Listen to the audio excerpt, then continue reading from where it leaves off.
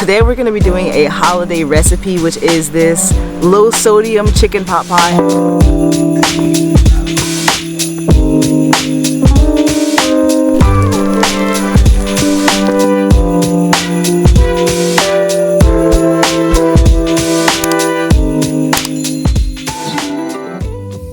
Hey guys, welcome back to the channel for another video. Today we're going to be doing a holiday recipe, which is this low sodium chicken pot pie. I've been wanting to do this for the longest, and I figured why not do it during this holiday season. I could try to make it lower sodium. If we're going by the technical term, it might not be low sodium, but lower in sodium or reduced sodium. Either way, it's still going to be healthy and very flavorful. So we just have to go to the store and get that. Right now, I am currently at my nephew's track meet, and this is why I am struggling getting in and out. I feel super stuffed trying to stay warm, because you guys know it's cold during this season. It's getting colder and colder, and that's why I figured this would probably be the best time to make this recipe. It's gonna be so good on this day after being from this freezing meat. So let's go head to the meat, and then after that we can go to the store and get some of the ingredients so we can get busy with this recipe.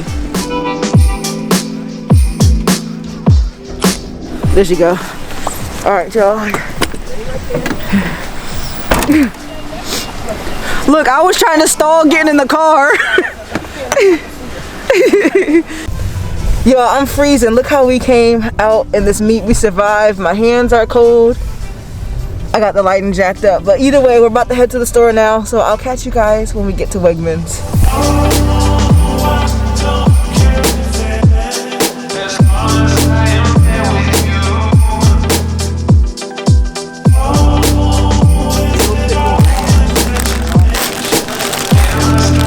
Okay, change of plans. We're not gonna get the dill pickle one because these have 410 milligrams, but we are getting the strawberry one. But I did find she finally has her dip in the store now, so we're gonna try that, and it's only 135 for 2 tablespoons, so that's not too bad.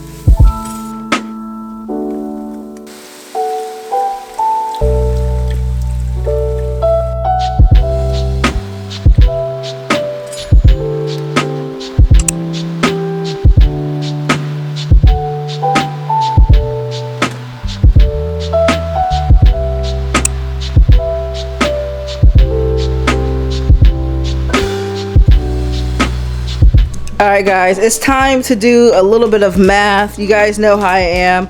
So these here were 20 milligrams. I'm going to give you the total for basically the entire pot if you eat it. So of course it's going to be a little bit less for each serving.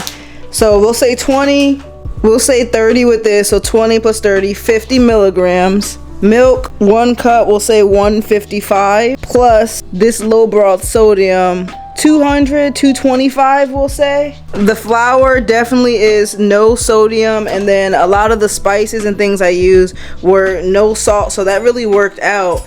And with that being 225, this is highly optional because I know a lot of you guys follow for low sodium and DASH diet type stuff.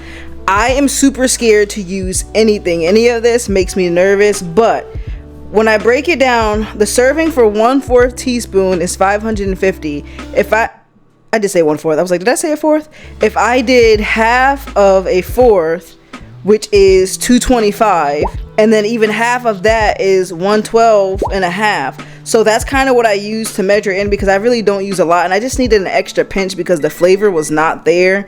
But an extra 125 isn't bad. So that's what, I said 325. I lost track of my math. I said 225, which means this would be 330 or 340. I was gonna say 335, so we'll just go with 340. Plus the serving of this is only 180. So if you give or take without the extra salt, you can make it less. But this right here is really not that much. It's roughly between 400 to 600, depending on how much of it you eat and depending on how much of the crust you have. So it depends on basically how I cut this up. But this is my first time using this. So for me and my meals, you guys know I like to say I try to do in the range of 500 milligrams per meal.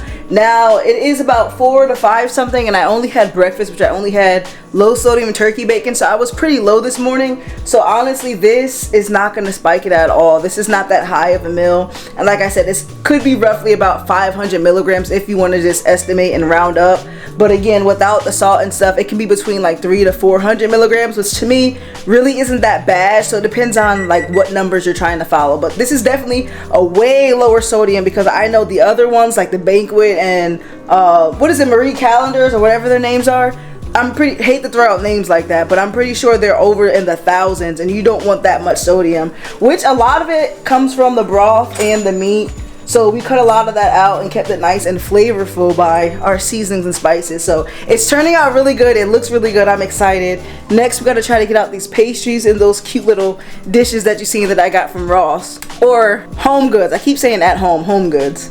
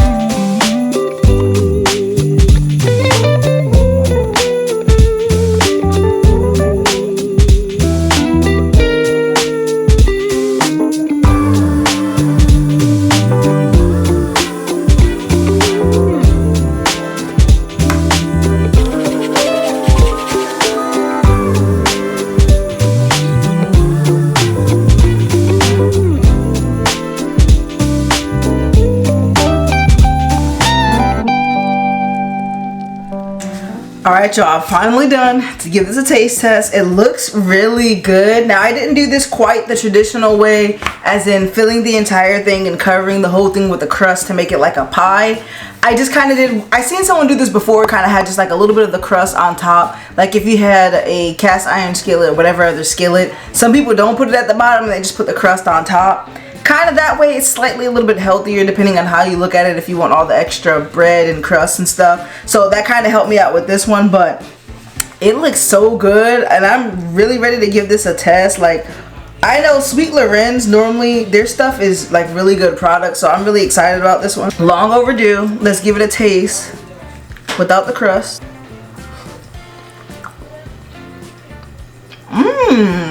That's actually really good. I haven't had a pot pie in so long, honestly, to remember what they even taste like. Figuring out what spices to use, but I think I did really good on this filling. Like, can you see it? And it's steaming. Let's try it with a little bit of the crust too, because I got crust on top and the bottom.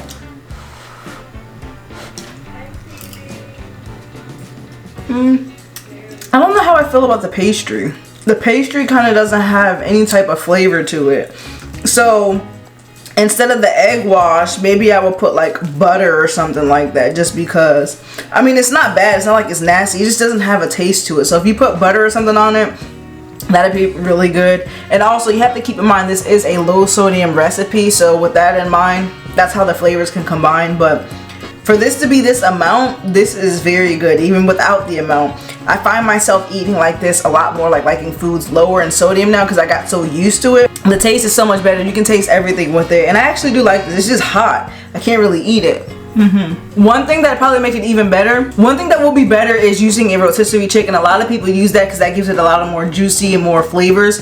But it is a little bit higher in the milligrams of sodium if you guys aren't watching that stuff. But I'm trying to give you a variety for both options, honestly, because there's ways you can substitute all of this stuff. And you don't have to use this crust. You can use any crust. The reason why I use this, because you guys know it's gluten-free, dairy-free, and I think free of a lot of other stuff, but I don't see it on here. Yeah, but I had their cookies and other products before that taste really good. It's woman-owned, vegan, all that good stuff, and you can find it in Target. I saw it in Wegmans. I didn't know Target had it. That's why I went there and got it, and I was super glad that they had that there. So they're pretty, this brand is pretty much growing. They have like pizza crust and all kinds of stuff. So maybe if you guys want to see me make a low sodium pizza with their crust, you guys can comment that below. Also, give this video a thumbs up if you enjoyed it. Let me know if you do want to try this recipe and just overall your thoughts on this recipe. If you guys have any tips or suggestions maybe I should do, probably, like I said, that rotisserie chicken or Cajun chicken, that would be very, very fire. That'd probably be really good to try that. So let me know if you guys try that or not. But that's gonna wrap up this video for now. I hope you guys enjoyed the video, and I'll see you guys on the next one.